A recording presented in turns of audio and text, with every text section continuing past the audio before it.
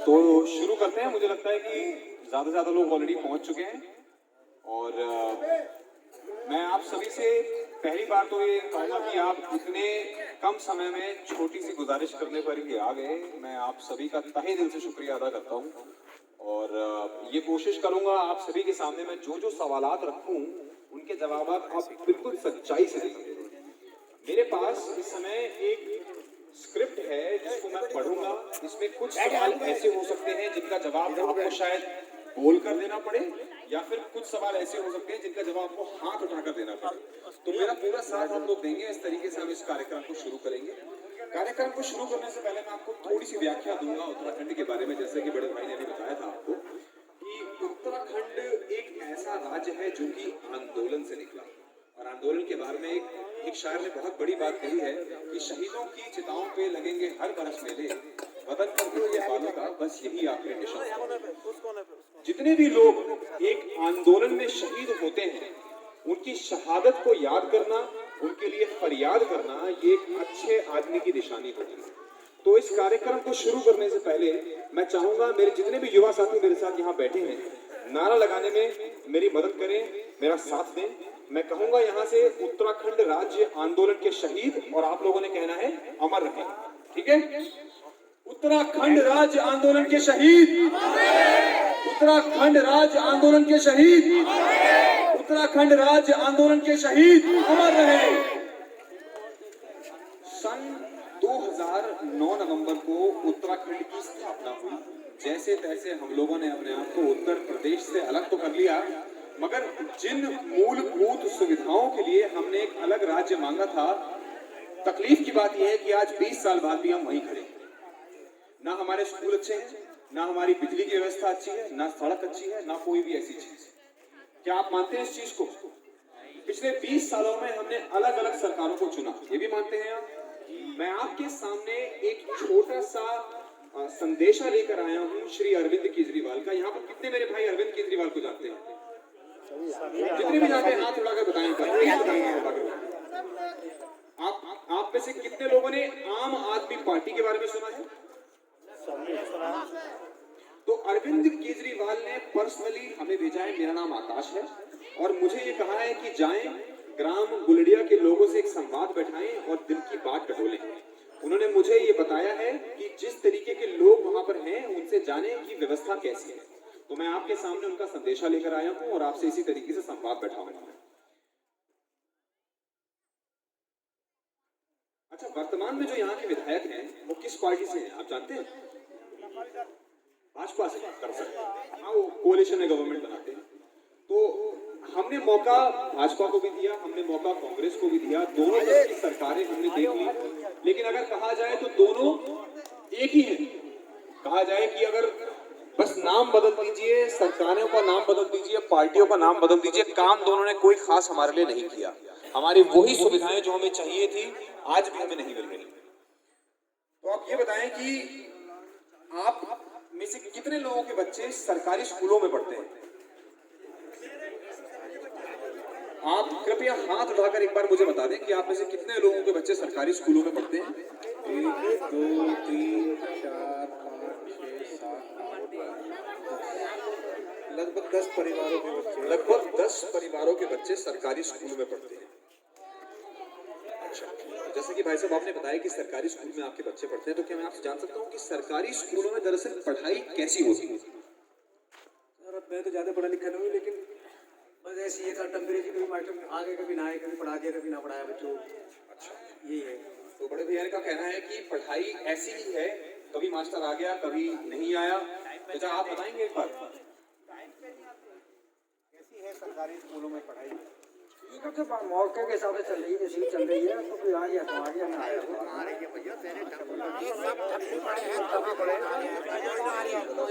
बताओ कोई पढ़ाई कैसी हो रही है? अरे भैया तेरे ठप्पा पड़े। अरे मैडम मास्टर बैठ लॉकडाउन की बात नहीं कर रहा हूँ, लॉकडाउन छोड़ो। लॉकडाउन से पहले पढ़ाई कैसी होती थी? क्या आप ये कहना चाहते हैं कि जितना पैसा आप देते हो और जितना पैसा सरकार एक गवर्नमेंट टीचर को देती है, सरकारी टीचर को देती है, उस हिसाब से पढ़ाई बहुत अच्छी होती है? नहीं होती ना पढ़ाई। और पढ़ाई के मामले इसमें बोलिए 5 तक बच्चे पढ़ जाते हैं, 6 तक चले जाते हैं गाँव की पढ़ाई में। तो वो छोटा आया बड़ा आगे नहीं जाना, उन्हें पास कर दें। ये हालात है सरकारी ये हालात है। रखते हैं तारुफ रखते हैं इस चीज से। एक बार आयुष भैया लोग कह रहे हैं, सबके सब यही कह रहे हैं कि जो भी भैया लोगों ने यहाँ कहा वो बिल्कुल सही कहा और इससे ये पूरा इत्तेफाक रखते हैं। बाबूजी माइक में बोलिए आप।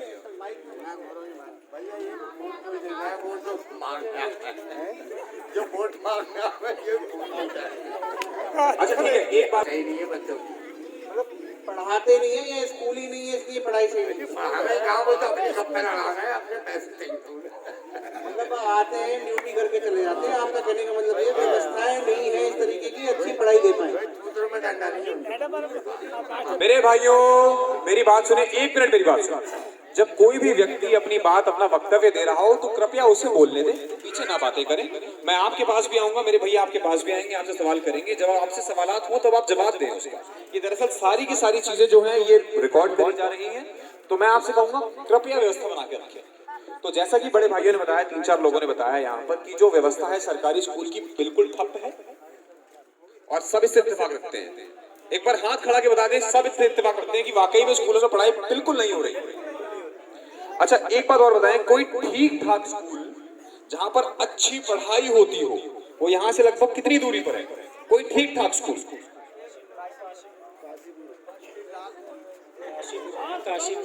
काशीपुर में है। क्या तकरीबन कितने किलोमीटर की दूरी होगी वहाँ? 6 किलोमीटर स्कूल और आप कह रहे हैं वहाँ पढ़ाई अच्छी होती है? वहाँ क्या वो सरकारी स्कूल नहीं है। वो सरकारी स्कूल नहीं है? नहीं जी जी। सरकारी में वहाँ भी नहीं है। अच्छा, सरकारी नहीं है, वो प्राइवेट स्कूल है। वो प्राइवेट स्कूल है। कोई और भैया बताना चाहेंगे कि कोई अच्छा स्कूल आपके हिसाब से, जो आपके हिसाब से काफी अच्छा स्कूल जहाँ अपने बच्चों को आप भेजने में बिल्कुल हिचकेंगे नहीं? कोई तो होगा, कोई आसपास नहीं होगा, थोड़ा दूर होगा। बताएंगे आप? बात है सरकारी और प्राइवेट स्कूल, लेकिन आपके हिसाब से वो स्कूल कितना दूर है और कितनी फीस आपको क्या लगता है बहुत हाई? एक मिनट मैं आ रहा हूँ। अब प्राइवेट स्कूलों में ये मजदूर लोग कैसे पढ़ा लेंगे अपने बच्चों को? इतनी फीस होती है वहाँ, तो वो तो बेकार ही है। पल्लेदारी करनी है उन बच्चों ने, मजदूरी करनी है, क्या होगा उनका भविष्य? कुछ नहीं हो सकता उनके लिए, क्योंकि हम लोग उनकी फीस नहीं भर सकते। 1000-2000 पहली क्लास से फीस है मंथली। भैया कुछ बहुत जरूरी बता रहे हैं। स्कूल में बच्चे 8वीं तक पढ़ के, बिल्कुल लड़की लड़की जो होती है वो बाहर जाती नहीं पढ़ने के लिए। जो 8वीं तक पढ़ती है बच्चे 8वीं तक स्कूल में वो यहाँ टप्पड़ होता है। जबकि हमारे व्यवस्था से कम से कम इंटर तो होना चाहिए था। अच्छा एक सवाल और आता है यहाँ पर, क्या त्रिवेंद्र रावत जी जो भाजपा की सरकार के मुख्यमंत्री हैं इस समय, क्या उन्होंने आपके ग्राम में जो सरकारी स्कूल हैं उन्हें ठीक करने के लिए कुछ भी किया? एक बार हाथ उड़ा के बता दें, कुछ नहीं किया। सब भाई जो इत्तेफाक रखते हैं बताएं। कुछ भी नहीं किया जी, क्षतिग्रस्त है स्कूल। अभी कुछ भी नहीं किया स्कूल के लिए, कुछ नहीं किया, कुछ भी नहीं। त्रिवेंद्र रावत जी ने बिल्कुल फ्लॉप है मुख्यमंत्री, बिल्कुल फ्लॉप, बिल्कुल फ्लॉप। और कोई भी बताना कोई और भाई बताना चाहें? आप बताइए। बता रहे हैं तो बता रहे हैं, मैं कोई और बताएगा इस बारे में? ध्यान चाहूंगा भैया इस तरफ। हमारे गांव का जो सरकारी स्कूल है उसमें 2 अतिरिक्त कक्ष हैं ऐसे बने हुए जो कभी भी गिर सकती हैं। आधे से ज्यादा तो वो गिर गई। उनकी दरखास्तें डीएम साहब तक कई बार हम गांव वालों ने लगाई है उन्हें सही कराने के लिए, लेकिन उन्हें देखने आज तक कोई अधिकारी नहीं आया। आप कह रहे हैं वो किसी वक्त भी ढह सकती है? हाँ बिल्कुल, आप खुद जा करके देखो, वीडियो बनाओ उसकी, कभी भी गिर सकती है। तकरीबन कितने बच्चे इस गांव के वहाँ पढ़ते होंगे? लगभग मेरे आइडिया से 300-400 बच्चे पढ़ते हैं। 300-400 बच्चों की जान का जोखिम उठा रही है सरकार। बिल्कुल ये हकीकत है, कोई भी आकर के देख सकता है उस इमारत को। बच्चे बैठ के, हाँ बिल्कुल, पढ़ने के लिए हैं जब बने हुए हैं। तो क्या हेलमेट लगा के पढ़ते कैसे? कुछ नहीं, उनमें पढ़ाते ही नहीं वो बच्चों को। अब तो ग्राउंड में बैठा कर जितनी देर भी पढ़ाना है ग्राउंड में बैठाया, क्लासों में पढ़ाते हैं, भेज दिया। वो साइट वाली क्लासों में पढ़ाते हैं। जैसे बच्चे मैच खेलने हमें ना, वहाँ बॉल चली आता है, कभी भी गिर सकते हैं वो। कुछ नहीं है। कोई और मेरा भाई बताना चाहेगा इस चीज में? अच्छा आप ये बताइए कि आप में से किस किस के बच्चे प्राइवेट स्कूल में पढ़ते हैं? आप एक बार हाथ खड़ा करके हमें बताएं कि आप में से कितनों के बच्चे प्राइवेट स्कूल में पढ़ते हैं? चाचा के बच्चे प्राइवेट स्कूल में पढ़ते हैं? और बताएं भैया के बच्चे प्राइवेट स्कूल में पढ़ते हैं? आपकी गिनती करनी, ठीक है? 1 2 3 4 5 6। एक बार भैया सारे लोग प्लीज हाथ खड़ा कर लीजिए, एक बार गिनती करनी है। हम लोगों को दरअसल लिखना पड़ता है, जनगणना करनी पड़ती है। एक बार बताएं, 1 2 7 प्राइवेट में सब बच्चे प्राइवेट में एक तो बच्चा सबका प्राइवेट में प्राइवेट में सबके बच्चे। ठीक। क्या प्राइवेट स्कूल वाले मनमानी नहीं करते? कभी भी अपने आप फीस बढ़ा देते हैं। जब चाहे जब भैया का कहना है कि उत्तराखंड में जब मर्जी वो चाहे तो प्राइवेट स्कूलों की फीस बढ़ा देते हैं, मनमानी करते हैं अपनी। ये उत्तराखंड में भी, दिल्ली में स्कूल प्राइवेट अपनी मर्जी से फीस नहीं बढ़ा सकता और नहीं बढ़ाई है 8 साल के आप दिल्ली के बारे में काफी कुछ जानते हैं मेरे हिसाब से। दिल्ली में कोई भी स्कूल अपनी मर्जी से फीस नहीं बढ़ा सकता 8 साल के पीरियड में। ये हकीकत है, बिल्कुल हकीकत, सच्चाई है इसमें, 100% सच्चाई है इस बात की। दिल्ली में मनमानी नहीं कर सकता कोई प्राइवेट स्कूल। और कोई बताना चाहेगा कि प्राइवेट स्कूल किस तरीके से मनमानी करते हैं? कोई बताएगा कोई और? आप बताइए।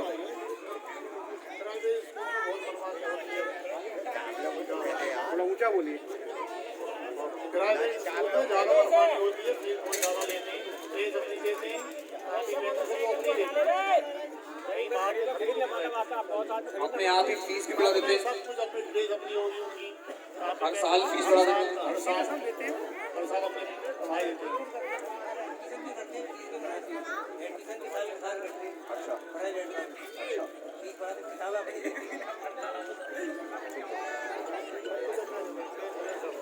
अच्छा आप ये बताइए कि सरकारी स्कूल तो हो गए, लेकिन प्राइवेट स्कूलों को ठीक करने के लिए या फिर इनके लिए कोई रूल्स बनाने के लिए क्या हमारी वर्तमान सरकार ने कुछ भी किया? कोई बता पाएगा इसमें कि सरकार ने इन व्यवस्थाओं को, सरकारी स्कूलों को ठीक करने के लिए कुछ किया? कोई बताएगा इसमें? हाँ जी। अभी कुछ नहीं किया, कोई व्यवस्था नहीं है, कुछ नहीं है। त्रिवेंद्र सरकार ने सरकारी स्कूलों को सही करने के लिए कुछ नहीं किया, आप यही कहना चाहते हैं? कोई भी कार्यकर्ता उनका आगे किसी ने कुछ नहीं देखा कि यहाँ क्या व्यवस्था क्या है स्कूल की, या रोड आप आए होंगे, आपने रोड देखी होगी, वहाँ से वहाँ तक हमारे यहाँ की रोड का क्या पोजीशन है, उनका कोई भी आज भी कार्यकर्ता यहाँ नहीं है। डीएम साहब तक मैंने आपको बताया ना अभी पहले कि डीएम साहब के ऑफिस में सैकड़ों के हिसाब से एप्लीकेशन है गुलड़िया के नाम से, सिर्फ स्कूल की मरम्मत के लिए। जब उसके लिए कोई अधिकारी आज तक नहीं आया तो फिर और क्या करने आएंगे? कभी नहीं आते।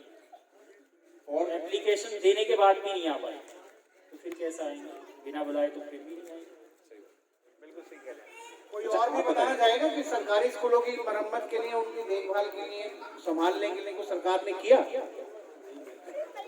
नहीं आप ये बताइए करा कि नहीं करा, इतना क्लोज करा सकते हैं कि बच्चे पढ़ते हैं। आप बताइए कुछ किया सरकार ने? हाँ, कुछ नहीं किया सरकार ने। स्कूल भी ऐसा पूरा बंद पड़ा पड़ती है, कुछ नहीं किया। अच्छा एक बात सोचने वाली है यहाँ कि हमने देखा कि सरकारी स्कूल की व्यवस्था ठीक नहीं करी गई और प्राइवेट स्कूलों में लोग मनमानी करते हैं, तो ऐसा क्यों होता होगा और सरकार ने इसके लिए कुछ क्यों नहीं किया होगा? कहीं ऐसा तो नहीं कि ये जो प्राइवेट स्कूल्स होते हैं ये नेताओं के संरक्षण में बनते हैं, नेता ही इनको मनवाते हैं और जो ज्यादातर स्कूलों की फीस वगैरह जिससे फायदा भी केवल नेताओं को ही होता है? क्या आप मेरे भाई इसे तारुफ रखते हैं? अगर आप तारुफ रखते हैं तो एक बार हाथ उड़ा के बताएं कि हाँ वाकई में ऐसा ही होता है। सभी इत्तेफाक रखते हैं इस बात से।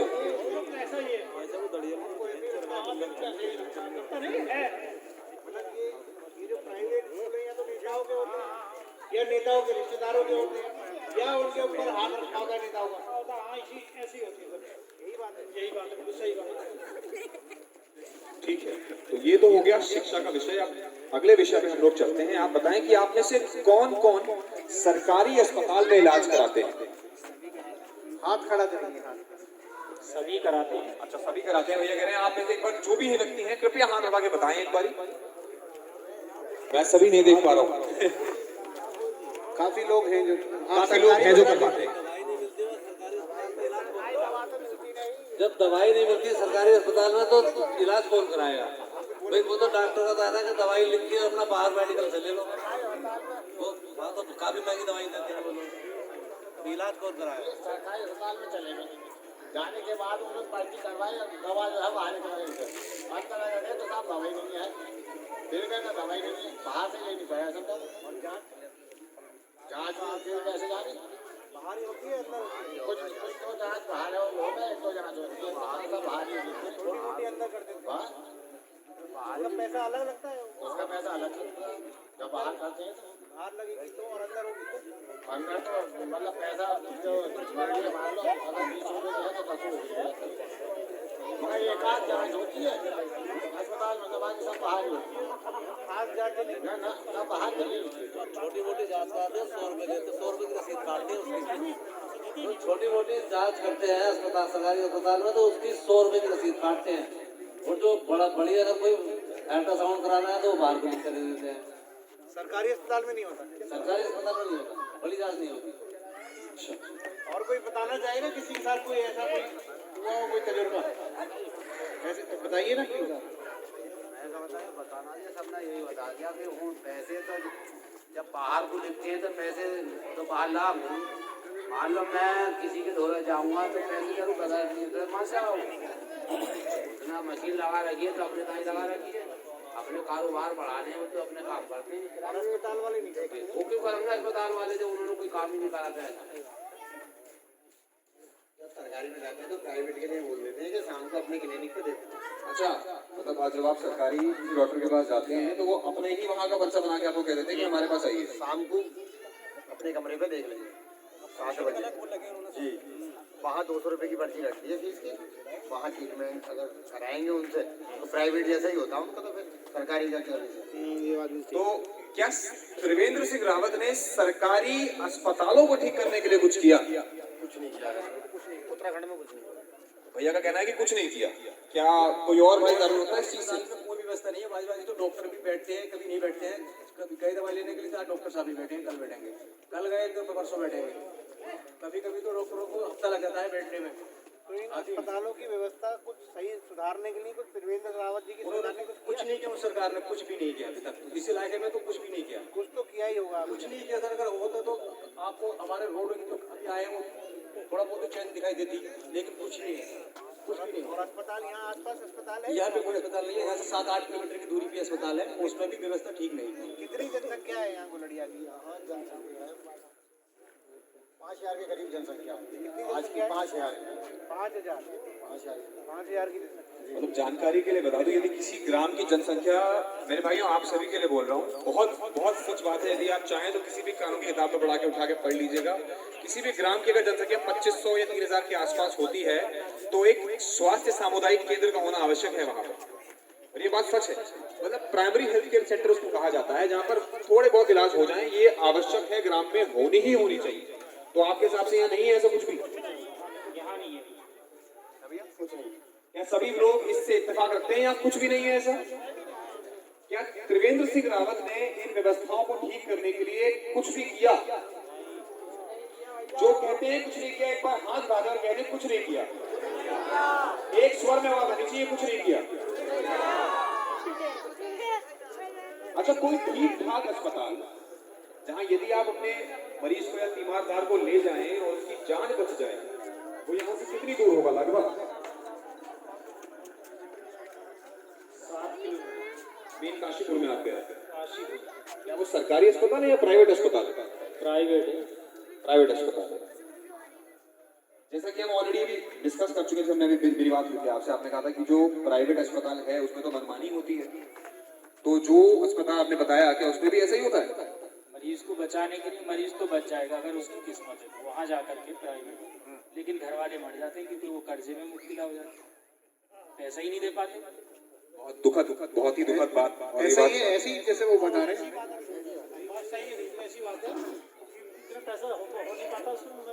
मतलब यहाँ से कम से कम 7-8 किलोमीटर जाना पड़ेगा तब जाके हम अपने मरीज को बचा सकते हैं। 7 किलोमीटर जाते हैं, अस्पताल में भर्ती करते हैं और जी इतना पैसा डॉक्टर बता देगा, वो दे नहीं पाता, पैसे मर जाओ तो पैसे उनके ही। हाँ पैसे तो और क्या, और ज़्यादा मरीज है, मरीज तो ठीक बता मान पैसे से तो होगा। जो सरकारी डॉक्टर है ना, वहाँ बैठे हैं, खा देते हैं, जब वो सीरियस केस होता है जो मुरादाबाद व्यवस्था बताते हैं तो वहाँ चले जाते हैं, जहाँ हल्द्वानी के देख देते हैं, सीरियस केस वो हाजिर में डालते हैं। आप सरकारी अस्पतालों का हाल बना रहे हैं, प्राइवेट में भी ऐसे होता है? सरकारी का ये है और तनख्वाह सिर्फ इस बात की लेते हैं मुरादाबाद रास्ता बताने के लिए। आपका कहना है कि वो रास्ता बताने के दिल्ली ले जाओ, हल्द्वानी ले जाओ, मुरादाबाद ले जाओ। सरदार साहब का कहना है कि सरकारी अस्पतालों में जो डॉक्टर्स बैठे हैं, जो तनख्वाह पाते हैं, जो वहाँ बैठते हैं, उनका काम केवल ये है कि आपको वहाँ बुलाकर वो रेफर कर देते हैं कहीं और। क्या इस बात से भी आप कर सकते हैं मेरे भाई? ऐसा ही है। तो ऐसा ही है। मेरे बच्चे हुआ बाइक पे हल्द्वानी के लिए, मुरादाबाद के लिए दिल्ली चले जाओ। अभी मैं दिल्ली गया था अपनी बेटी को लेकर जेबी पंत में। ये हमारे केंद्र मतलब उन्होंने बहुत सुविधा कर रखी है, फ्री दवाई मिली, फ्री पर्चा बना, सब टेस्ट फ्री है। तो हम तो ऐसे ही चाहते हैं, हमारे यहाँ भी ऐसे हो जाए। बिल्कुल, अगर आप चाहेंगे तो ऐसे ही। हाँ तो बिल्कुल। अब ये कुछ कह रहे हैं? मैं गया था, मेरी वाइफ के बच्चा हुआ था, तो यहाँ मैंने कर दी 5 लाख रुपए मांगे सोएगा हॉस्पिटल में। 5 लाख रुपए अंदर वो था, पीलिया बच्चों को आगे पेट के अंदर। दिल्ली लिख दिया, मैं दिल्ली लेके, एक पैसा नहीं लगा मेरा, सब कर दिया। 1.5 महीना रहने के बाद कोई पैसा खर्च नहीं हुआ, 1 भी रुपया। कमाल की बात है, कमाल की बात है, बहुत अच्छा। अच्छा ठीक है, प्राइवेट अस्पतालों की बात हो गई। प्राइवेट अस्पतालों ने भी काफी आम आदमी को लूटा है जिस तरीके से, और जैसे कि बताया भैया ने यहाँ पर कि मूलभूत सुविधा एक जच्चा बच्चा केंद्र तो एक सरकारी अस्पताल में होता ही है, और उनके ख्याल के लिए अल्ट्रासाउंड जैसी व्यवस्था भी नहीं है वहाँ। मैंने भी सुना, किसी को बता रहे थे कि अल्ट्रासाउंड की व्यवस्था भी लोगों को बाहर से ही करनी पड़ती है। अच्छा, अब आप बताएं ऐसा क्यों होता होगा अमूमन? क्यों नहीं किया सरकार ने? दबाव डालकर इन्हें ठीक क्यों नहीं किया होगा? कहीं इनके साथ भी तो वही नहीं जो प्राइवेट स्कूलों के साथ था। ये दरअसल हॉस्पिटल भी सरकारी हॉस्पिटल छोड़ के अपने हॉस्पिटल बना लेते हैं, और मोस्टली ये संघर्षों में होते हैं नेताओं के। ये भी कोई मानता है इस चीज को? तो आपको कभी ऐसा कोई वाक्य अगर आपको हो, अपने साथ कोई रिश्तेदार का अगर हुआ हो जो आपको लग रहा हो कि वो मुझसे आप बता सकते हैं, हमारे साथ साझा कर सकते हैं? बहुत सौ के साथ हुआ है, रिश्तेदारों के लिए बहुत सौ के साथ ऐसा हुआ है कि उन्होंने अपने अपने हॉस्पिटल अलग अलग लगा के, जैसे कि अभी बताया था कि सरकारी अस्पताल में जो डॉक्टर आते हैं उन्होंने अपने क्लिनिक बाहर खोल रखे हैं। समय से पहले आके 1 बजे के बाद वो अपने अपने क्लिनिक में आके बैठते हैं और वही बस जबरन सुन रहे हैं। तो मतलब मोटा मोटा कहा जाए तो वो भी रिश्तेदारों के लिए है, रिश्तेदारों के ही है, वो भी लोगों के रिश्तेदारों के ही है। आप भी ऐसे ही मानते हैं कि नेताओं के हैं, नेताओं के रिश्तेदारों के हैं, या नेताओं का हाथ रखा है जो प्राइवेट अस्पताल है? हाँ वैसा ही है, क्योंकि 10 बजे आए, शाम को 4 बजे चले गए, उसी टाइम बता दिया कि टाइम 7 बजे आ जाना। क्लिनिक अपने अपने अलग खोल रखे हैं उन्होंने। जो प्राइवेट अस्पताल है वो कहीं ना कहीं नेताओं से मतलब उनका नाका भिड़ा हुआ होता है, मिले जुले होते हैं, ऐसे ही लगता है आपको? हाँ ऐसे ही शेयर है उनके, सबका ऐसे ही सोच लो। क्या कह रहे हैं? शेर है भैया। क्या कहा आपने? सारे राजनेता जो हैं उनके शेयर होते हैं ना उनमें हॉस्पिटलों में, और जो ये जितने भी डॉक्टर हैं काशीपुर के सब बैठते हैं प्राइवेट हॉस्पिटलों में। कौन बचा है? एक भी नहीं बचा। सब शाम को बैठेगा, कोई कुछ, सबके अलग अलग टाइम फिक्स है, सबके शेयर हैं, सब बिजनेस कर रहे हैं, सबका हिस्सा है बिल्कुल प्राइवेट अस्पतालों में नेताओं का। बिल्कुल। अच्छा, आप बात करते हैं रोजगार की। आपने अमूमन एक शब्द सुना होगा माइग्रेशन, इसे इंग्लिश में कहते हैं। हिंदी में इसका अर्थ होता है कि जो निवासी इस ग्राम का है उसे रोजगार नहीं मिला तो उसे यह ग्राम छोड़कर कहीं और जाना पड़ा जहां वो काम करता है, मगर फैमिली बेचारे की यही है, मतलब परिवार उसका यहाँ रहता है, मगर उसे कारणवश कहीं और जाना पड़ा। आपके गांव में कितने ऐसे युवा हैं जो आपको लगता है कि रोजगार के चलते, रोजगार ना मिलने के चलते, कुव्यवस्था के चक्कर में यहाँ से छोड़कर गए? कितने लोग होंगे यहाँ जो मतलब नौकरी बाहर करते हैं? जी हाँ, 40% है। 40%। और आपने कहा कि लगभग 5,000 की आबादी है यहाँ। बाहर साल के 12 महीने बाहर काम कर रही है। आप कुछ कर दीजिए। यही बात कह रहा हूँ कि हमारे गांव की कंडीशन है कि 40% युवा हमेशा बाहर काम करने के लिए जाते हैं। कोई बिहार जा रहा है, कोई राजस्थान जा रहा है, कोई गुजरात जा रहा है, क्योंकि उन्हें यहाँ रोजगार मिलता है। यहाँ सिर्फ एक ही चीज़ है कि पल्लेदारी करो, आराम से मंडी में जाओ और बोली उठाओ। बहुत मेरे पास कुछ युवा साथी हैं। युवा साथियों, आप बताओ कि आपने अपने फ्यूचर के लिए, मतलब आगे आने वाली जिंदगी के लिए क्या सोचा है? कह सकते हो, कुछ बताओ। आपको क्या, अच्छा मैं सीधे सवाल करता हूँ, क्या आपको लगता है कि काशीपुर या आपके ग्राम में ऐसी रोजगार की व्यवस्था है जो आपको पैसे दे सके आगे? ये तो हाँ या ना बता सकते हो। अगर ऐसी कंडीशन रही तो हमें तो बाहर जाना पड़ेगा। आपको भी बाहर जाना पड़ेगा। बाहर जाना पड़ता है। गांव में मिलेगा किसी को रोजगार अगर अच्छा पढ़ लिख जाए या आसपास में कहीं रोजगार मिल जाए, या उसे बाहर जाना पड़ेगा कुछ दूसरे प्रांत में, दिल्ली या कहीं नोएडा या फरीदाबाद या गुड़गांव? कोई बता सकता है कि यहाँ अगर पढ़ लिख जाए, जो पढ़ते भी होंगे, ऐसा नहीं है यहाँ लोग अच्छे नहीं पढ़ते होंगे, कहीं ना कहीं लोग अपने तन को काट के पढ़ाते भी हैं, तो क्या उन लोगों को नौकरी मिल पाती है यहाँ आसपास में? कोई बताएगा, मिल पाती है?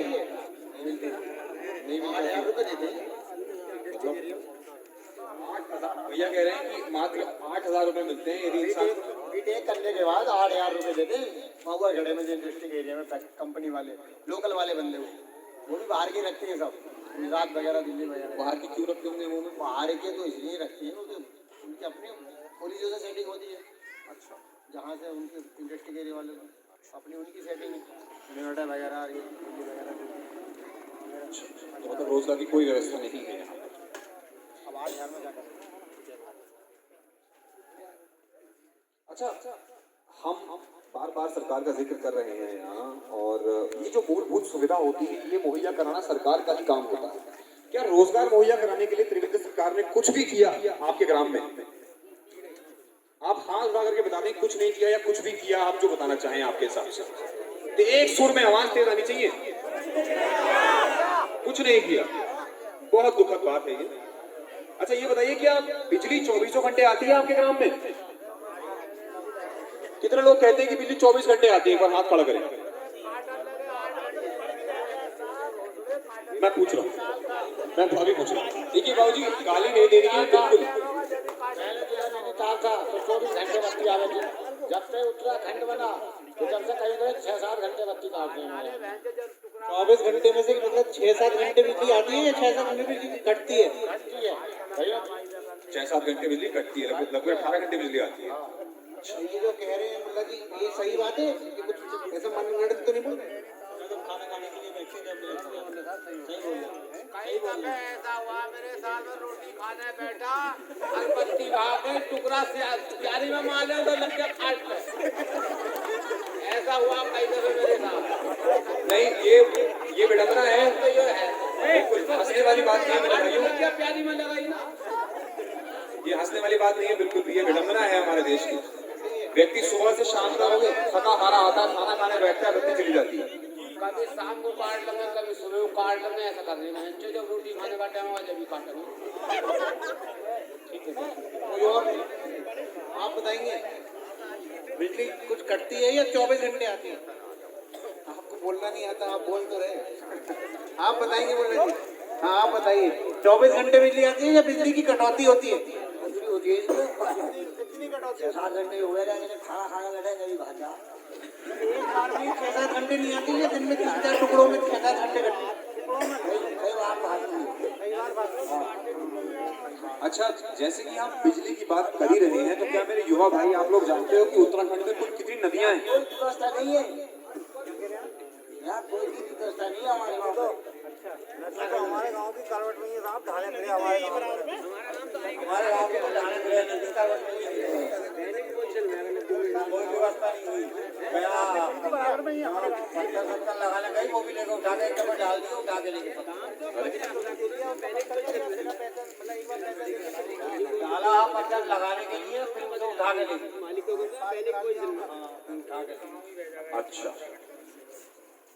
अच्छा अच्छा ये तो ठीक है, आपने बता दिया कि बिजली अमूमन 24 घंटे नहीं आती है, पावर कट खूब लगते हैं, तो बिजली के बिल भी सर्दियाँ कम ही आते होंगे?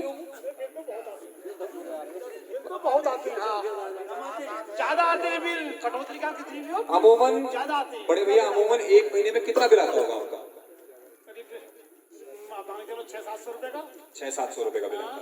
ठीक ठीक, 4-5 महीने का बिल है, 3800 रुपए का, 3814 रुपए का लगभग 900 रुपए हो गया एक तो बिल तो बहुत आता है। बिजली आए या ना आए, बिल बहुत आते हैं। मतलब बिजली आए या ना आए बिल जरूर आएगा, और बिजली कम आएगा, बिजली जितनी कम आएगी उतना ज्यादा आएगा, ऐसा तो नहीं है? ऐसा नहीं, मगर ये है कि बिल तो बराबर आएगा ही, बहुत ज्यादा तो आ ही रहा है बिल, बिजली भाजे या आए ऐसा। कितना बड़ा घर है आपका, कितने प्राणी हैं जिसका इतना बिल आता है? प्राणी तो खैर थोड़ी है, 8-9 हैं। 8-9 लोगों का बिल जो है 900 रुपए के आसपास है। अच्छा आप लोग, मैं एक बार चाहता हूँ कि एक बार हाथ खड़ा कर ले, बता दें किन किन लोगों के बिल ज्यादा आते हैं। मैं चाहता हूँ एक बार देखना, और मैं रिकॉर्ड करना चाहता हूँ कि कितने कितने लोगों के बिल ज्यादा आते हैं आप लोगों के साथ। एक बार हाथ उठा लें, हाथ उठा के बताएं मुझे कितने लोगों के बिल ज्यादा आते हैं। मतलब 6-7 घंटे बिजली कटती है और घर में रहने वाले लोग केवल मात्र 4। इनका बिल कम आता है, इन्होंने हाथ नहीं उठाया। कम आता है ना आपका बिल? तो भैया हाथ उठाइए, हाथ उठाइए। जो मेरे पीछे युवा साथी पीछे बैठे हुए हैं, क्या आपके घर में बिल पूरे बढ़िया आते हैं एकदम? बताइए तो, हाथ उठा के मुझे बताइए कि बिल कितने कितने ज्यादा आते हैं। हाथ उठा के बताएं, हाथ उठा के। बिल ज्यादा, आपके बिल ज्यादा नहीं आते? आपका मुल्ला जी बताइए, बिल ज्यादा आता है कम आता है? बिल तो जैसे भेजना हो ना भेजना ही है, तो कम आता है ज्यादा आता है? तो ज्यादा आम ही है। तो ज्यादा आते हैं। क्या आप घर में कोई एसी वगैरह यूज करते हो क्या? क्या एसी चलता है क्या आपके घर में? साहब एसी तो कुछ नहीं है। क्या चलाते हैं घरों में? कोई टीवी है और फ्रिज है और पानी है बस। अच्छा बस। लगभग कितना बिल आता है आपको? 2 बिल आता है, 1500 तो आता है, 2-2 हज़ार भी हो जाएगा। अच्छा अच्छा, ये सारी बातें तो हमने करी। मैं एक बार अपने युवा साथियों को, सभी भाइयों को बताना चाहूंगा कि उत्तराखंड एकमात्र ऐसा राज्य है जहां पर मेगावाट, मतलब एक बिजली को नापने की यूनिट होती है। मेगावाट से भी ज्यादा में बनती है यहाँ की बिजली, और यहाँ से बिजली निर्यात होती है, हम बाहर बेचते हैं। और हमारे ही प्रदेश में ये हाल है कि हमें बिजली पूरी नहीं मिल रही, और बिजली की दरें इतनी ज्यादा है कि बिल 1500-1500, 1000 रुपए के आते हैं। तो ये व्यवस्था भी बदलनी चाहिए। क्या आप लोग मानते हैं इस चीज पे? हाथ उठा के बताएं, व्यवस्था बदलनी चाहिए। एक बार एक सुर में बोलेंगे सारे, बदलनी चाहिए। अच्छा आप बोलो। दिल्ली जैसा चाहिए हर मामला, पानी फ्री, बिजली फ्री। जी हाँ, ऐसा चाहिए। और आपको क्या करना पड़ेगा? हमें मेहनत करनी पड़ेगी, आपको वोट देंगे और भी मेहनत करेंगे। 6 साल से मेहनत कर रहे हैं आपकी पार्टी में। अच्छा, जैसा कि भैया चचा ने अभी बताया कि दिल्ली की तरह चाहिए, तो क्या आप सभी लोग दिल्ली में हो रही व्यवस्था से वाकिफ हैं पूरी तरीके से? क्या आपको पता है दिल्ली में क्या होता है? कितने कितने लोगों ने दिल्ली के बारे में टीवी में सुना है? आप लोग हाथ खड़ा करके बताएं मुझे। क्या आप लोग वहां हो रही व्यवस्था से खुश हैं? किस किस चीज के बारे में आपने सुना है वहां पर हो रही? एक एक करके बताइए, एक एक करके आप बताइए, दिल्ली के क्या बारे में सुना है आपने? ये हमने सुना है स्कूल के बारे में, शिक्षा बहुत बढ़िया है, हाँ, सबसे पहली बात। फिर अस्पताल के बारे में सुना है। एक मिनट में रुकूंगा। शिक्षा अच्छी है आपने कहा, और शिक्षा, क्या पैसे लगते हैं शिक्षा के? जी नहीं, तो ये नहीं बताया आपने, बहुत जरूरी चीज है। शिक्षा फ्री है और शिक्षा बहुत अच्छी है। शिक्षा फ्री है, दवाई फ्री है, अस्पताल फ्री है, और बिजली फ्री है, पानी फ्री है। वाह। तो दिल्ली जैसे कर दो हमें। तो आम आदमी की हर मूलभूत सुविधा का ख्याल दिल्ली सरकार रख रही है। मतलब बिल्कुल सही बता दिया मुल्ला जी ने, बिल्कुल सही है, ऐसे ही चल। कुछ और इसके अलावा आप अगर ऐड करना चाहें इसमें? कोई और इसके अलावा भी जानता हो अगर दिल्ली सरकार दिल्ली की जनता के लिए जो कुछ कर रही है? हाँ वो भैया बताइए, ये भैया बताना चाहते हैं। महिलाओं के लिए किराया फ्री है बस में। राशन डीलरों के यहाँ राशन घर पे जाता है। दिल्ली में राशन जो जाता है, जो भी कार्ड धारक है उनके घर पे राशन जाता है दिल्ली के अंदर, कि आपके इतने यूनिट है, इतने किलो अनाज है।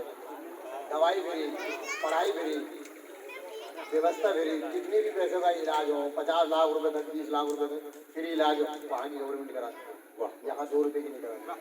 तो मतलब मोटा मोटा अगर मैं, जागरूकता है यहाँ बिल्कुल, की बहुत। मीडिया अपने लिए पे। एक बार तालियां बजा लीजिए आप सारे लोग। मतलब इतनी ज्यादा जानकारी आप लोगों को है कि मतलब दिल गदगद होता कि वाकई में आप लोगों ने जानकारी रखते हैं आप पूरी पूरी।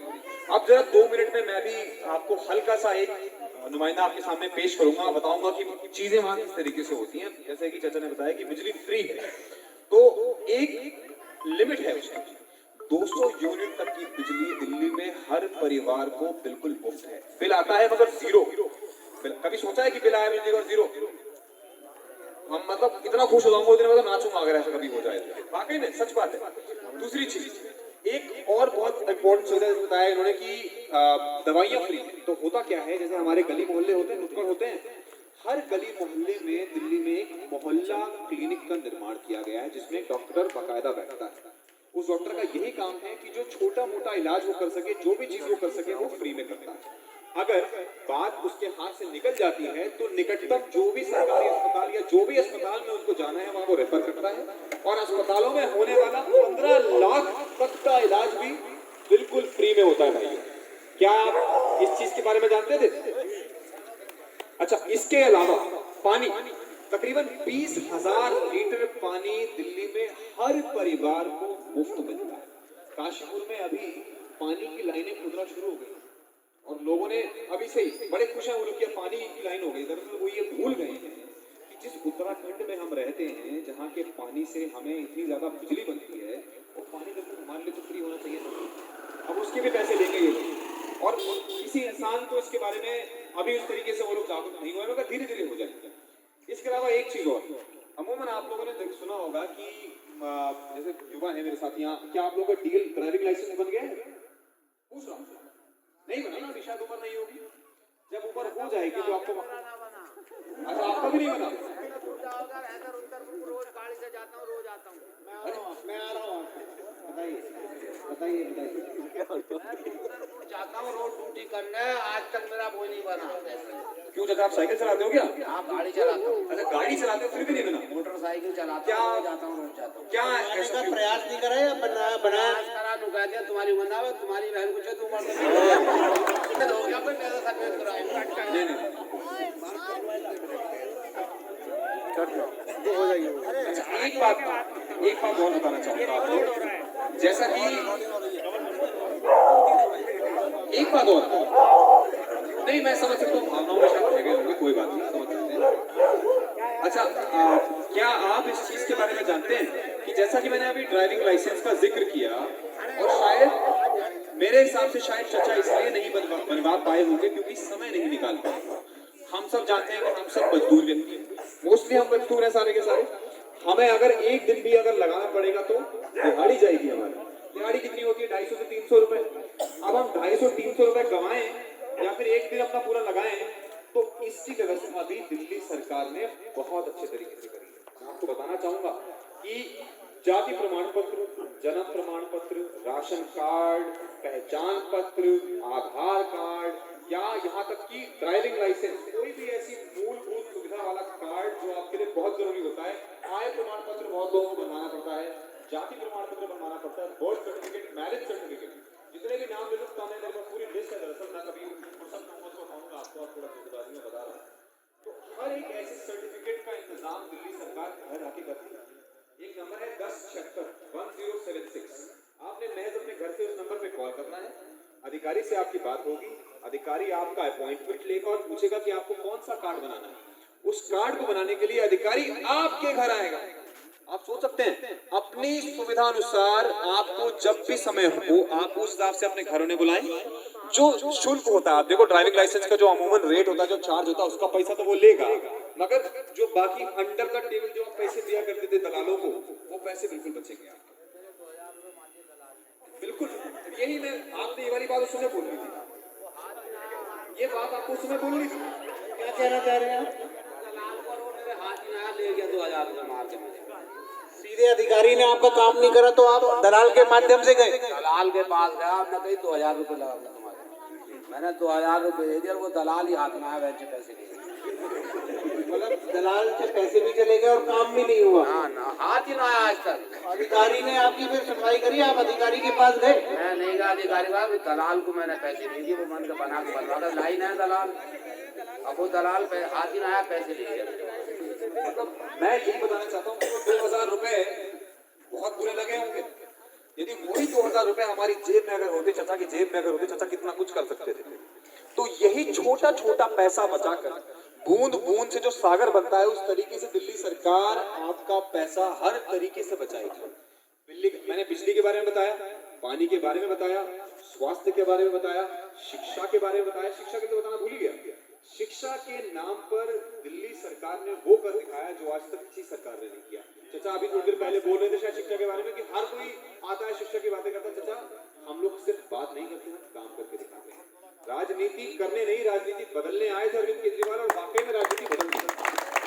तो मेरे भाइयों, दिल्ली के स्कूलों में शिक्षा बिल्कुल फ्री, बिल्कुल मुफ्त है। यहाँ तक कि बच्चों के लिए प्ले ग्राउंड की व्यवस्था, हॉकी के मैदान, अगर आप लोगों ने हॉकी के मैदान देखे हो ना, आप खेलते हो युवा, क्या व्यवस्था है काश्मीर में हॉकी की, आप बताओ एक बार। कुछ नहीं है ना। हॉकी के लिए जो कोर्ट चाहिए होता है दरअसल वो सिंथेटिक कोर्ट होता है, कुछ नहीं है। कुछ नहीं है ना। तो हॉकी की courts, badminton courts, basketball, swimming pool, हर एक ऐसी सुविधा जो हमारे युवाओं को बढ़ाएगी। भारत की जनसंख्या 130 करोड़ है दोस्तों। अगर हम में से सब अगर अच्छे एथलीट्स, धावक ही अगर बन जाए या कोई ऐसा गेम ये पकड़ ले तो जिंदगी बहुत अच्छी हो सकती है। लेकिन हमारा ध्यान इस तरफ नहीं होता क्योंकि मूलभूत सुविधा ही ठीक नहीं है। अगर वो सुविधाएं एक बार ठीक हो जाए तो इंसान कहीं और दिमाग चलाएगा। इसके अलावा एक चीज और, जैसे भैया ने बताया था कि घर तक राशन पहुंच जाता है, तो ये एक नई मुहिम दिल्ली सरकार ने शुरू करी है, डोर स्टेप डिलीवरी से कहते हैं, आपके घर तक सामान पहुंचाने वाली व्यवस्था, कि अब आपको राशन लेने के लिए राशन के गल्ले पे नहीं जाना पड़ेगा, बल्कि गल्ला चल के खुद आपके पास आएगा। जो भी आपकी जरूरत है उस हिसाब से आपको राशन आपके घर में मिल जाएगा। अमूमन हमें क्या करना पड़ता था कि हमें एक दिन की छुट्टी लेनी पड़ती थी, या घर से माताओं बहनों को भेजना पड़ता था बाहर, वो फिर वेट करते थे, लाइनें लंबी लंबी कतारें लग जाया करती थी, तो उनसे भी सुविधा। तो गोल घुमाकर आपके पूरे तरीके से समय की बचत और पैसे की बचत की ओर आम आदमी पार्टी करेगी। अब मैं आपसे बस थोड़ी सी गुजारिश करूंगा कि मैं आपके सामने अपने प्रदेश उपाध्यक्ष दीपक बाली जी को करना चाहूंगा कि आपसे वो 5 मिनट समय देंगे, आपका आपसे कुछ शायद साझा करना चाहते हैं आपके साथ। Sir please.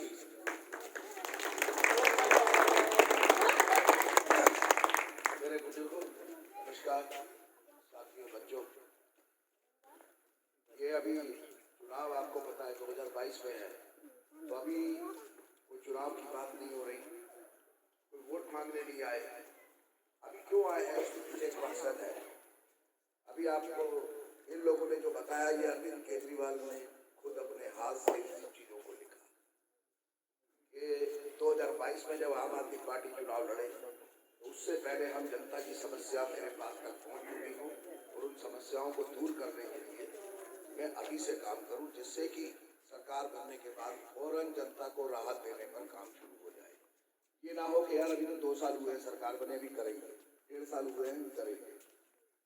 दूसरी पार्टियां एक चीज और कहलवाती हैं, उन्हें कहते हैं ना जो अंध बनते हैं, वो ये कहते हैं कि हमें फ्री का माल नहीं चाहिए। वो ये भूल जाते हैं किसी के बाप का माल नहीं है। जो इनकम टैक्स दे रहा है खाली वही टैक्स नहीं दे रहा, माल जनता का ही है।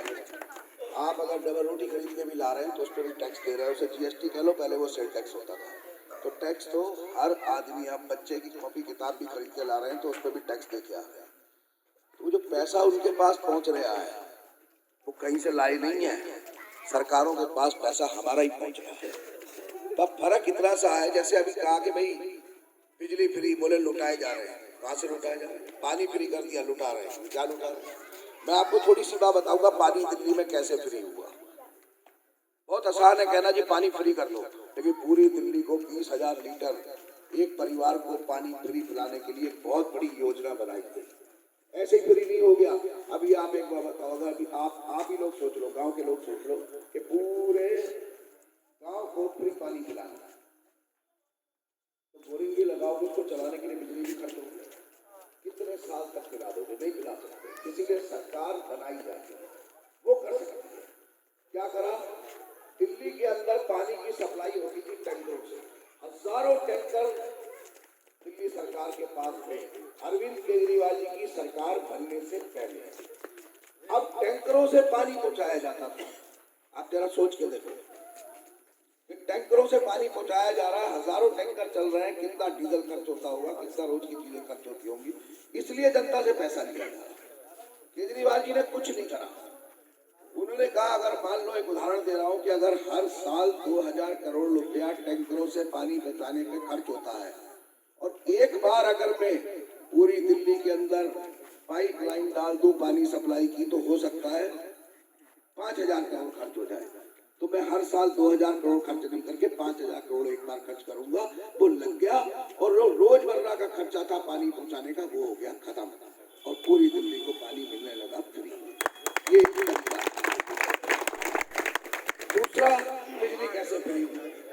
पता भी तो लगना चाहिए ना कि वो पैसा लुटा रहा है या पैसा बचा रहा है, ये पता लगना चाहिए। बिजली कैसे फ्री हुई? बिजली ऐसे फ्री हुई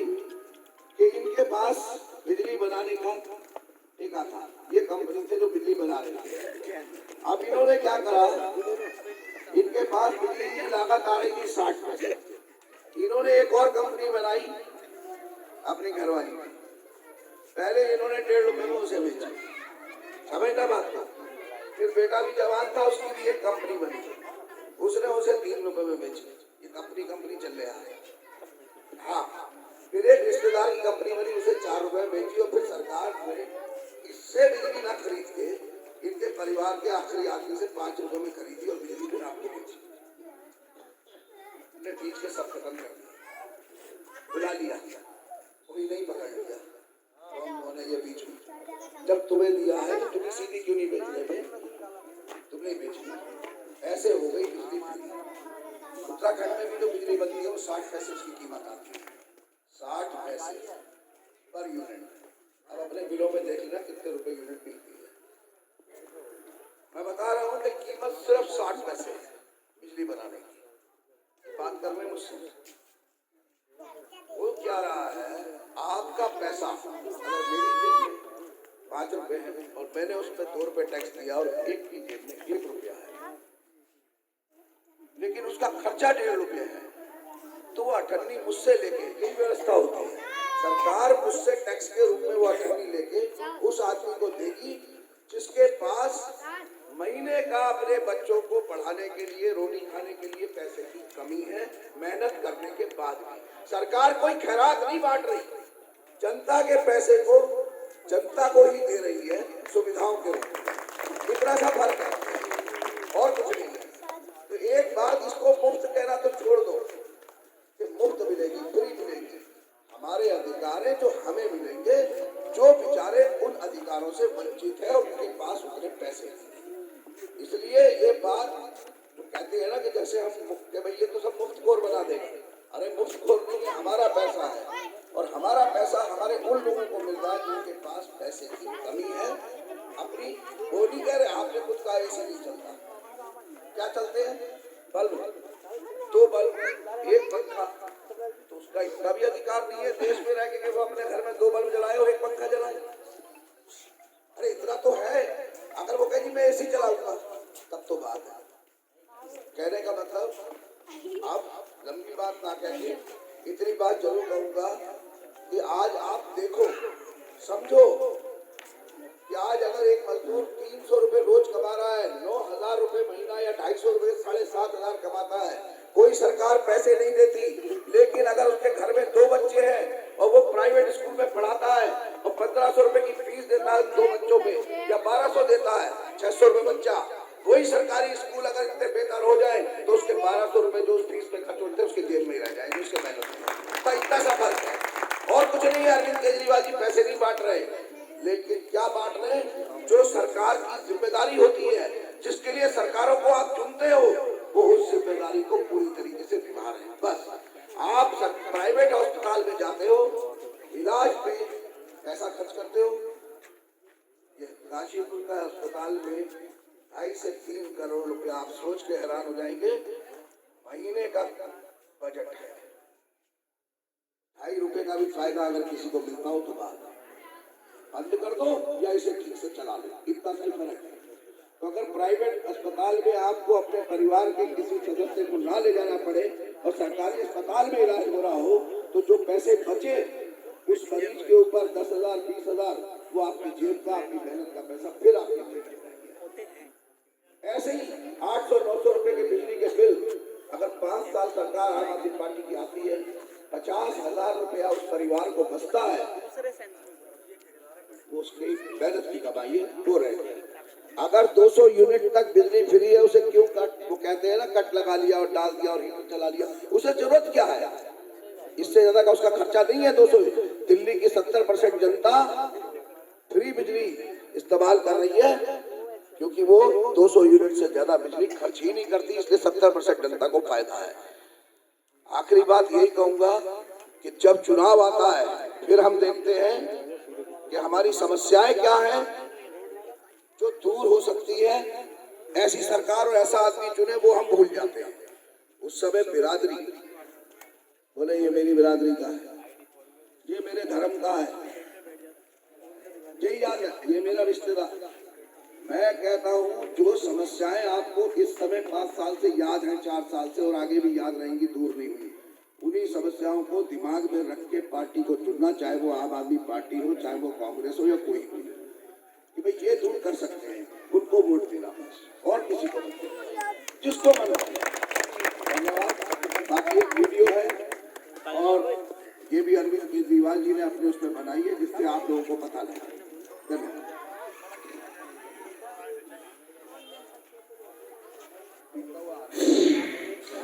सरकार में फर्क होता है,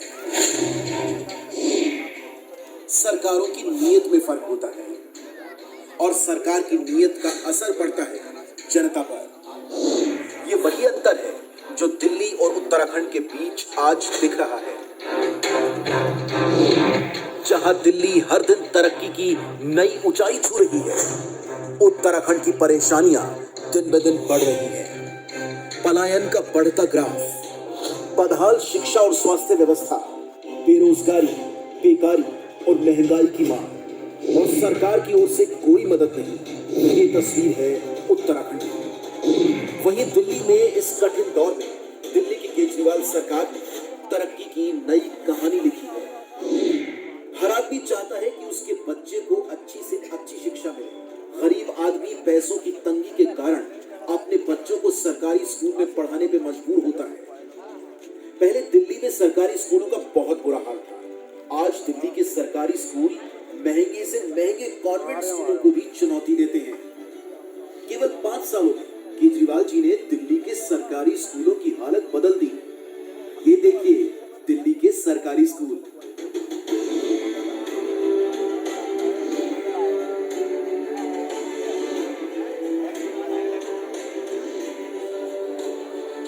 और ये देखिए उत्तराखंड के सरकारी स्कूल।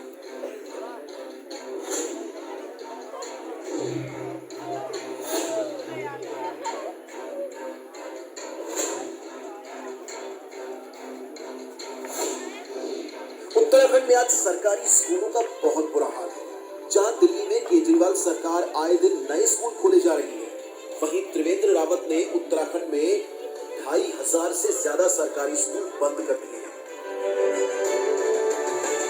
उत्तराखंड पहुंचकर जब मनीष सिसोदिया जी ने त्रिवेंद्र रावत की विधानसभा के सरकारी स्कूल का हाल देखा तो उन्हें भी अपनी आंखों पर विश्वास नहीं हुआ। उन्होंने सोचा, आखिर इतने बुरे हालातों में कोई बच्चा पढ़ाई कैसे कर पाएगा। प्रश्न उठता है कि अगर केजरीवाल सरकार 5 साल में सरकारी स्कूल इतने अच्छे कर सकती है तो त्रिवेंद्र सरकार ने क्यों नहीं किए। आखिर उत्तराखंड के लोगों का क्या कसूर, उत्तराखंड के लोग क्यों भुगते। इतना ही नहीं, केजरीवाल सरकार ने दिल्ली में प्राइवेट स्कूलों की फीस पर भी लगाम लगाई। अपने कार्यकाल में पिछले 6 साल में दिल्ली में केजरीवाल जी ने किसी प्राइवेट स्कूल को फीस नहीं बढ़ाने दी। और इधर उत्तराखंड में प्राइवेट स्कूलों की मनमानी और तानाशाही से जनता परेशान है। आए दिन उत्तराखंड के प्राइवेट स्कूल फीस बढ़ा देते हैं। इन्हें रोकने वाला कोई नहीं है। कौन रोकेगा इन्हें। आधे स्कूल तो नेताओं के हैं और बाकी स्कूल नेताओं के संरक्षण में है। अगर केजरीवाल सरकार 5 सालों में प्राइवेट स्कूलों पर लगाम लगा सकती है तो त्रिवेंद्र सरकार ने क्यों नहीं किया। उत्तराखंड के लोगों का क्या कसूर है, उत्तराखंड के लोग क्यों भुगते हैं। पहले दिल्ली में सरकारी अस्पतालों की हालत बहुत खराब थी। दवाइयां मिलती नहीं थी, टेस्ट होती नहीं थे, डॉक्टर आते नहीं थे। लेकिन 5 सालों में केजरीवाल सरकार ने दिल्ली के सरकारी अस्पतालों को शानदार कर दिया। आज दिल्ली के सरकारी अस्पतालों में प्राइवेट अस्पतालों से भी बेहतर इलाज होता है। हर गली के अंदर केजरीवाल जी ने मोहल्ला क्लिनिक खोल दिए। पूरी दिल्ली में ढेरों मोहल्ला क्लिनिक है। इन सारे मोहल्ला क्लिनिक और अस्पतालों के अंदर सारा इलाज मुफ्त है, सारी दवाइयां मुफ्त है, सभी टेस्ट मुफ्त है। अगर किसी आदमी का 15 लाख का भी ऑपरेशन होना हो तो दिल्ली के सरकारी अस्पतालों में पूरा ऑपरेशन मुफ्त होता है। इधर उत्तराखंड में सरकारी अस्पतालों और डिस्पेंसरीज का बुरा हाल है। छोटे से छोटे इलाज के लिए मीलों का सफर करना पड़ता है। पहाड़ों में तो ना अस्पताल हैं और ना ही सड़कें। लोगों को मजबूरन डंडी कंडी या डोलियों के सहारे बीमार को अस्पताल ले जाना पड़ता है। सरकार की इसी विफलता के कारण हर रोज न जाने कितनी ही जानें चली जाती। अगर केजरीवाल सरकार ने 5 सालों में सरकारी अस्पतालों को इतना शानदार कर दिया, अगर दिल्ली अस्पतालों में बढ़िया और फ्री में इलाज मिलता है, तो त्रिवेंद्र जी ने क्यों नहीं किया? उत्तराखंड के लोगों का क्या कसूर है? उत्तराखंड के लोग क्यों भुगते हैं? आज दिल्ली में 24 घंटे बिजली आती है, कोई पावर कट नहीं लगता। दिल्ली में पहले ऐसा नहीं होता था। आज से 6 साल पहले दिल्ली में 7-7, 8-8 घंटे के पावर कट लगते थे। कई घंटों तक बिजली नहीं आती थी, लेकिन 5 सालों में केजरीवाल जी ने पावर कट खत्म कर दिए। आज दिल्ली में इन्वर्टर और जनरेटर की बिक्री बंद हो गई है। लोग इन्वर्टर और जनरेटर भूल गए हैं। आज दिल्ली में 24 घंटे बिजली आती है, कोई पावर कट नहीं होता, जबकि दिल्ली बिजली खरीदने वाला राज्य है, न कि बिजली बनाने वाला। उत्तराखंड तो खुद बिजली पैदा करता है, इसके बावजूद आए दिन यहाँ बिजली जाती रहती है। रोज कई घंटों के पावर कट होते हैं। अगर 5 साल में केजरीवाल जी दिल्ली में 24 घंटे बिजली कर सकते हैं और पावर कट खत्म कर सकते हैं, तो त्रिवेंद्र जी ने क्यों नहीं किया? आखिर उत्तराखंड के लोगों का क्या कसूर है? उत्तराखंड के लोग क्यों भुगते हैं? आज दिल्ली में लोगों को फ्री में बिजली मिल रही है। 200 यूनिट इस्तेमाल करने वाले लोगों की बिजली फ्री है। दिल्ली की लगभग 70% आबादी 200 यूनिट से कम बिजली इस्तेमाल करती है। इसका मतलब दिल्ली की 70% आबादी की बिजली फ्री है। 24 घंटे बिजली, नो पावर कट और फ्री बिजली, जीरो बिल आते हैं जनता के। कभी सुना है? एक तरह से दुनिया के 8वें अजूबे की तरह है। और उत्तराखंड के अंदर बिजली नहीं आती, केवल बिल आते हैं और बहुत ज्यादा बिल आते हैं। अगर 5 साल में केजरीवाल जी दिल्ली में बिजली फ्री कर सकते हैं, तो त्रिवेंद्र जी ने क्यों नहीं किया? उत्तराखंड के लोग क्यों भुगते हैं? आखिर उत्तराखंड के लोगों का क्या कसूर है? आज अगर दिल्ली में आपको किसी भी सरकारी विभाग में कोई भी काम करवाना है, मान लीजिए जाति प्रमाण पत्र बनवाना है, राशन कार्ड बनवाना है या ड्राइविंग लाइसेंस बनवाना है, किसी भी तरह का कोई भी काम करवाना है, तो अब आपको दिल्ली में सरकारी दफ्तर जाने की जरूरत नहीं है, लाइनों में लगने की जरूरत नहीं है, आपको किसी दलाल को पैसे देने की भी जरूरत नहीं है, किसी बाबू की जेब गर्म करने की जरूरत नहीं है। सरकार ने एक फोन नंबर दिया है, 1076। इस नंबर पर आप कॉल कीजिए और फोन पर बताइए कि आपको क्या काम है। दिल्ली सरकार का कोई अफसर आपके घर आएगा और आपके घर आकर आपका सारा काम करके जाएगा। आपका राशन कार्ड आपके घर बना कर देकर जाएगा, आपका जाति प्रमाण पत्र आपके घर बना कर देकर जाएगा, वो अपने साथ फोटो स्टेट की मशीन लेकर आएगा, स्कैनर लेकर आएगा। आपको कहीं जाने की जरूरत नहीं है, लाइनों में लगने की जरूरत नहीं है, दफ्तर से छुट्टी लेने की जरूरत नहीं है। वहीं अगर आप उत्तराखंड का हाल देखें, तो लोग पहाड़ों की लंबी चढ़ाई करने के बाद सरकारी दफ्तरों तक पहुंचते हैं और इतनी कठिनाई सहने के बाद भी उनका कोई काम नहीं हो पाता। क्यों दिल्ली की तरह उत्तराखंड में सरकार लोगों के घरों तक नहीं पहुंच पाई? अगर केजरीवाल जी 5 साल में ये करिश्मा कर सकते हैं, तो त्रिवेंद्र जी ने 5 साल में क्या किया? आखिर उत्तराखंड के लोग क्यों भुगते हैं? उत्तराखंड के लोगों का क्या कसूर है? आज उत्तराखंड में आए दिन महिलाओं के साथ गलत काम हो रहे हैं। उत्तराखंड में हमारी बेटी जब कॉलेज के लिए निकलती है, तो दिल धक धक करता है, पता नहीं घर वापस सही सलामत लौटेगी या नहीं। आए दिन अखबारों के सारे पन्ने अपराध से भरे रहते हैं, लूटमार, हत्याएं आम हो गई हैं।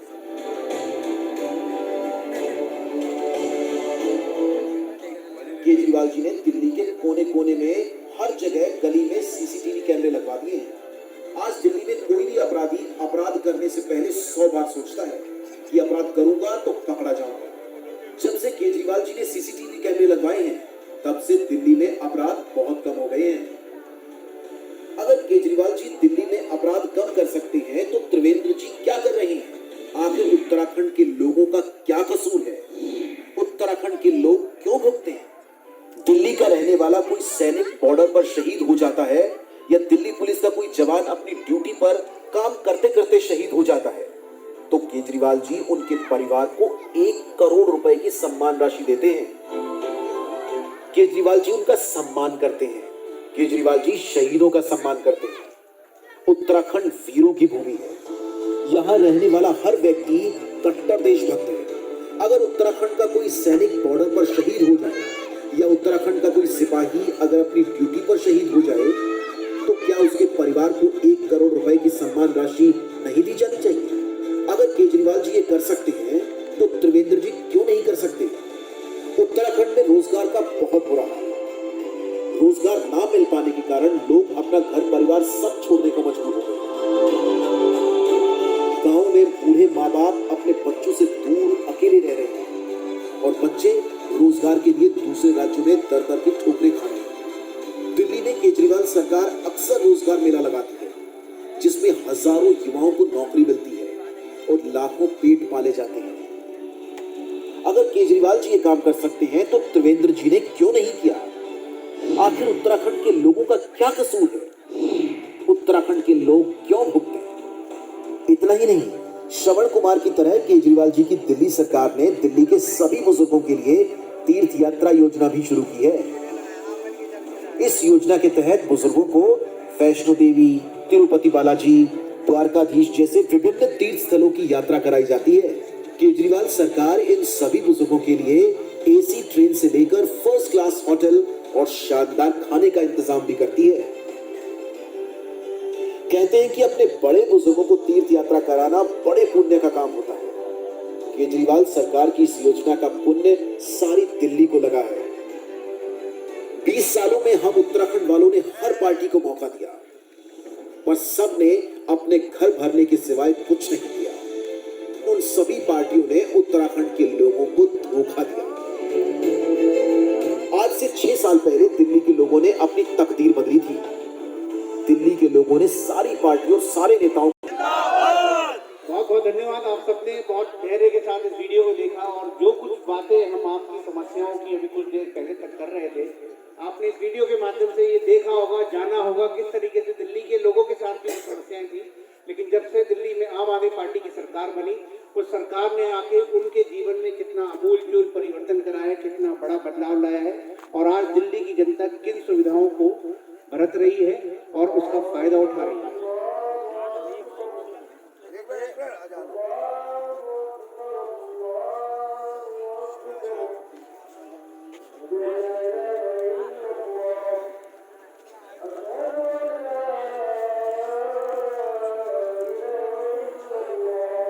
एक बार हाथ खड़ा करके बताएंगे, जोर से हाँ भी बोल दीजिए साथ में।